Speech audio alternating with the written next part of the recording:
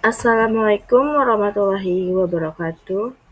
Perkenalkan, nama saya Junisa Nelda Eka Putri, BP 231000330224.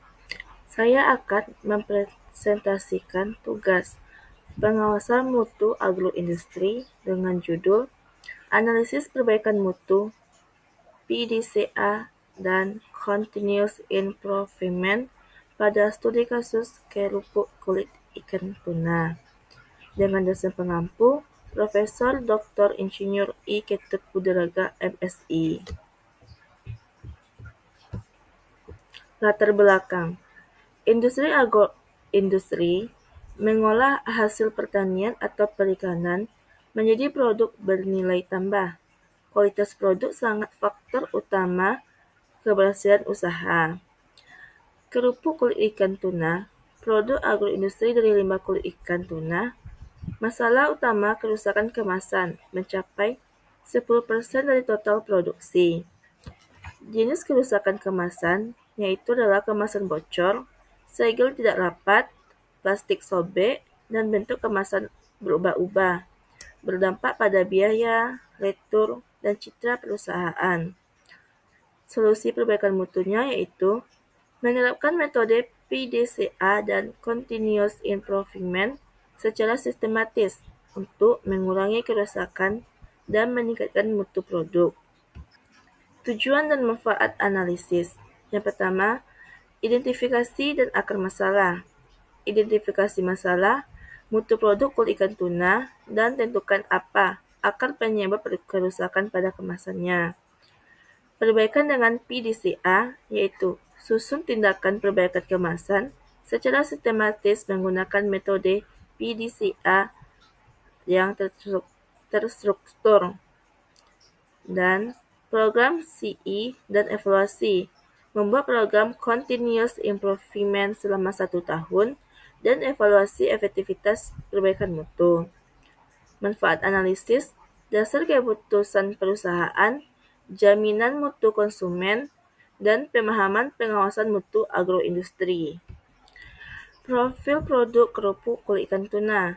Bahan baku produknya yaitu kerupuk kulit ikan tuna berbahan dasar limbah kulit ikan tuna yang diolah menjadi produk bernilai tambah. Proses produksi utamanya yaitu pencucian, perebusan, pengeringan, penggorengan, pendinginan, hingga pengemasan plastik yang kedap udara. Karakteristik produk ikan tuna ini yaitu teksturnya renyah, aroma khas ikan, kadar air rendah, dikemas dalam plastik kedap udara yang berkualitas. Proses produksi kerupuk kulit ikan tuna. Yang pertama, persiapan bahan baku. Penerimaan dan persiapan kulit ikan tuna sebagai bahan baku utama produk kerupuk ikan tuna. Pencucian bahan baku itu dilakukan sebanyak 2-3 kali untuk memastikan kebersihan optimal. Kemudian perebusan kulit ikan selama 60 menit hingga teksturnya lunak pada suhu 90-100 derajat Celcius. Dan pembentukannya itu dengan ukuran 3-5 cm sehingga seragam. Kemudian pengeringan dilakukan selama 8-12 jam menggunakan sinar matahari atau oven hingga kadar airnya optimal. Penggorengan digoreng pada suhu 170-180 derajat Celcius hingga teksturnya itu renyah dan warna keemasan yang merata. Produk didinginkan pada suhu ruang sebelum masuk ke tahap pengemasan. Pengemasan dan distribusinya yaitu penimbangan, pengisian plastik, penyinggelan, inspeksi, lalu penyimpanan dan distribusi. Standar mutu produk dan identifikasi masalah. Kemasan tidak bocor, segel 100% rapat, bentuk tidak penyok, daya simpan 26 bulan, produk rusak lebih kurang 20%.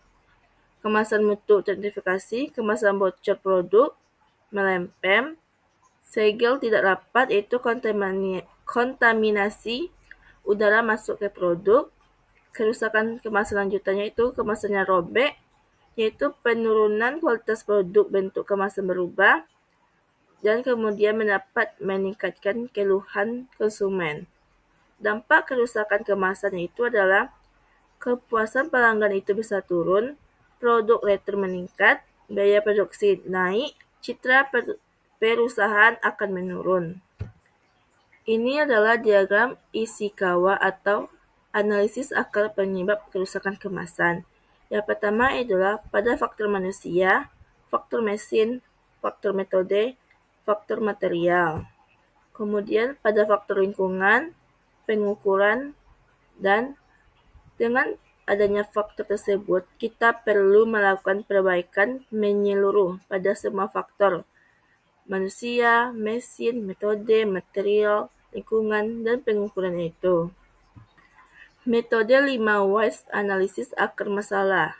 Why 1 dan 2 itu kemasan rusak karena segel tidak rapat. Ketiga dan keempat, temperatur mesin tidak konsisten karena mesin tidak dikalibrasi. Yang kelima, akar penyebabnya itu tidak ada jadwal perawatan karena sistem pengendalian mutu belum berjalan optimal.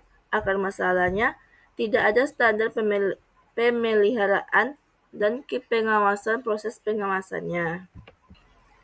PDCA, plan atau perencanaan, pada identifikasi masalahnya itu kerusakan kemasan mencapai 10% dari total produksi.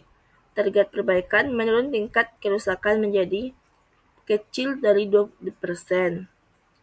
Penyebab utamanya suhu mesin, sealer tidak stabil, dan operator kurang teliti dalam proses pengemasan. Penyebab utamanya yang kedua itu SOP pengemasan belum jelas dan kualitas plastik kemasan tidak konsisten. Rencana perbaikannya itu yaitu kalibrasi mesin sealer, pelatihan operator, perbaikan SOP pengemasan, dan pemeriksaan kualitas kemasan secara ketat. PDCA TO atau pelaksanaan, yaitu kalibrasi mesin seluler, pelatihan operator, pengemasan berkualitas, dan inspeksi visual produk.